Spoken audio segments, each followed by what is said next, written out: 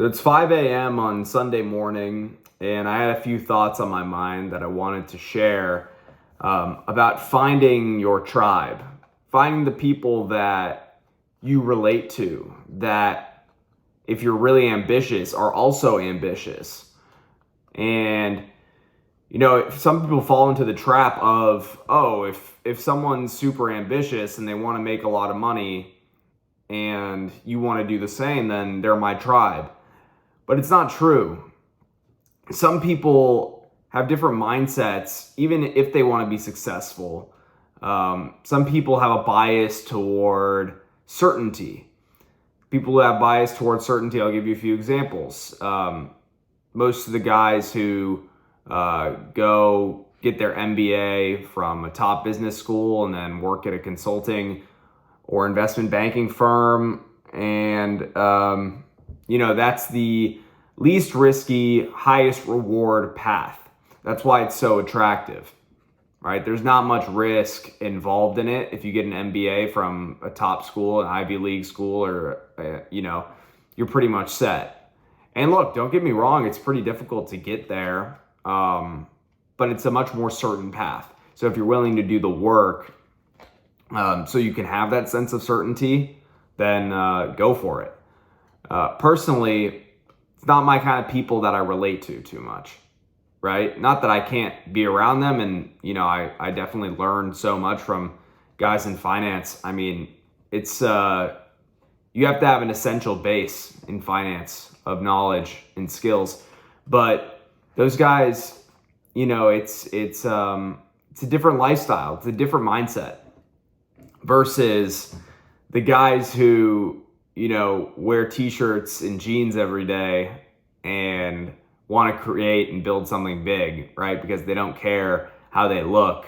They're just focused on creating. They have a big vision and they're excited about building something new, right? So I was at a Harvard business conference yesterday. Met a lot of guys who were buttoned up, had suits on. I was the youngest guy there. Everyone was either pursuing their MBA or older. It was a bunch of investors. It was a search conference, so guys who were searching for businesses to buy, and there were investment firms there as well, looking for people to connect with, to find good businesses to purchase. And it was an interesting conference. Learned quite a lot from it. It was definitely worth going to. Made some good contacts. And, not everyone there was that way. So there were a few entrepreneurs like myself, people who, can't imagine working for anyone else. And then, but a vast majority were suit and tie, going to the office every day, work for one of the big consulting or private equity or, hedge fund firms. And I don't got nothing against that. Just not me. I've hung around at Harvard now and also at MIT with a lot of programmers, and definitely going to MIT is definitely much more my crowd, my style of people. It's that creation, innovation mode, like risk takers, super intelligent risk takers who want to build something big, who have a big vision. I'm not technical, so they know how to program. And only by putting yourself in these situations do you find your tribe, do you find the people that you relate to the most, right? I get frustrated, or I used to get frustrated, because I was like, I can't find people who have my mindset. And truth was, I just wasn't putting myself into enough situations whereby I could be surrounded with people with that mindset. And I've always been someone who's not a fan of the 9 to 5. And look, investment banking's hard. It's more than 9 to 5, but the traditional job, traditional path, I could just never resonate with people who go down that path. It's just, I can't. We have fundamentally different worldviews to be pursuing those different paths. So I would recommend to you put yourself in situations where you know that the people that are going to be there are intelligent, are ambitious, but don't make the mistake of thinking that just because they're smart and they're ambitious, that they're your tribe, because most likely they're not. They're they're on their path of certainty. If you're entrepreneurial like me, they're on their path of certainty. They want, like I said, least risk, highest reward. And someone like me, I'm willing to take a high risk for a high reward. So it's completely different. Our psychologies are different. Our ability to stomach failure. I failed multiple times this year, and I've had to stomach it and just push forward. And I feel like I'm able to do that. And the people that I surround myself with are the same way. They're like, you know what? I'm just going to go for it. I don't care if I win or lose. If I don't try, then I'll never know. And also, if you don't relate to people your age like I do, I don't relate to people my age in college, 20-year-olds in college. For the most part, I can't really seem to relate. There's very few people who I can relate to, and I surround myself with them, but otherwise, no. Everyone's kind of messing around. Everyone's focused on career path and what job they're going to get out of college, like, work at a big consulting firm or whatever. That sucks. That sounds terrible to me. I could never do that. And again, it's no judgment. It's just who I am. But, I surround myself with people who are older than me, who have already walked the path and who are far more intelligent and have had more experiences than me. So I can absorb their experiences.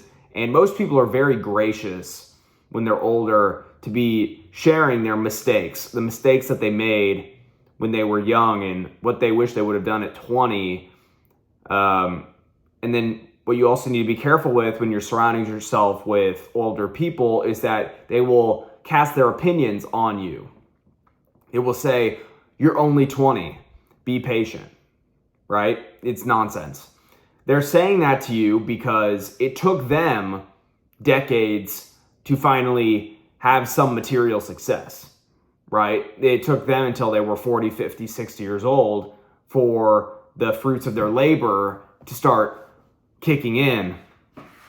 Whereas I know multiple people who are my age or a couple of years older who have made more money than some of these guys made their entire life by the time they were 25 years old. And you know what? That's a much more appealing path to me. Not that I'm in a rush, but just understanding that I can live my best life in my 20s and make a ton of money and be successful early on. Just knowing that that's possible gives me hope, gives me inspiration. And often I follow those guys' path who are living in this day and age. And every year, more young people are becoming successful because we grew up with the internet. We understand it better than people who didn't grow up with the internet. Therefore, we're able to identify opportunities to utilize that technology to make money and start a business. And so that's what you got to watch out for when you're hanging around older people. They will cast their opinions and judgments onto you. They'll say, "Oh no, finish college. Get a normal job. You'll figure out the whole entrepreneurship thing. You'll figure it out one day. One day you'll figure it out." So many people are brainwashed into this. Most people don't do that. Most people don't go get a job and then become entrepreneurs a decade later.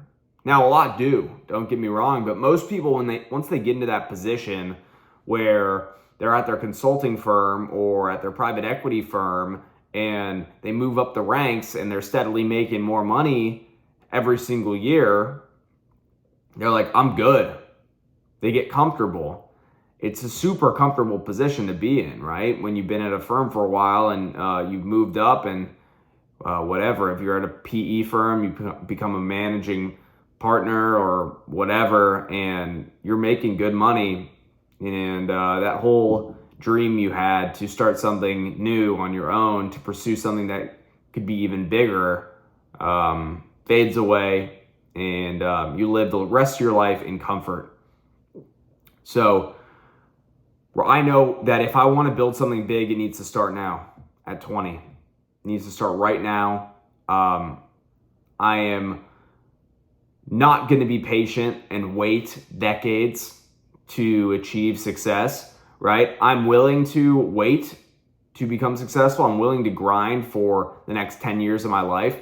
But by the time I'm 30 years old, I want to be reaping the fruits of my labor. I'm not waiting, just a duration game in a certain job to where I can get promoted and one day be a CEO. No, I don't want to do that.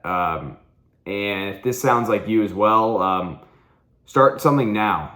Start creating something now. Put yourself out there. Fail. I've failed so much this year, over and over again. Failure.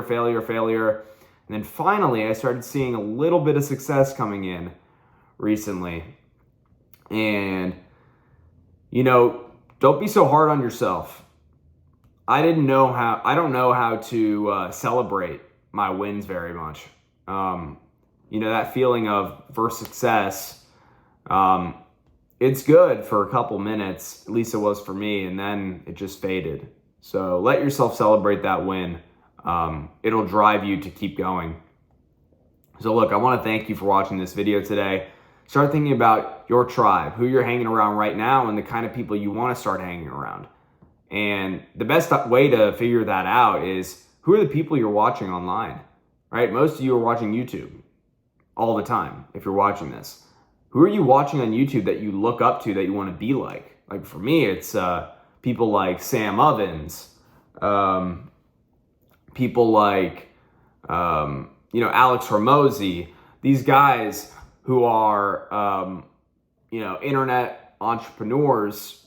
I look up to them because I've been able to see what's possible, the things that they built at such a young age. And that inspires me. And I look to join communities with people who are the same way, who are ahead of me. Remember that you always want to be the least smart person in the room, or at least one of them. If you're the smartest person in the room, you're in the wrong room. It's time to level up, move to the next room. So start thinking about that today. And once you find your tribe, man, it's going to be great. You're going to really crush it, do big things, find people who want to do big things as well. If you want to learn more about me, you can click the links in my description. Yeah, really grateful for you being here today. I'll see you in the next video. Bye.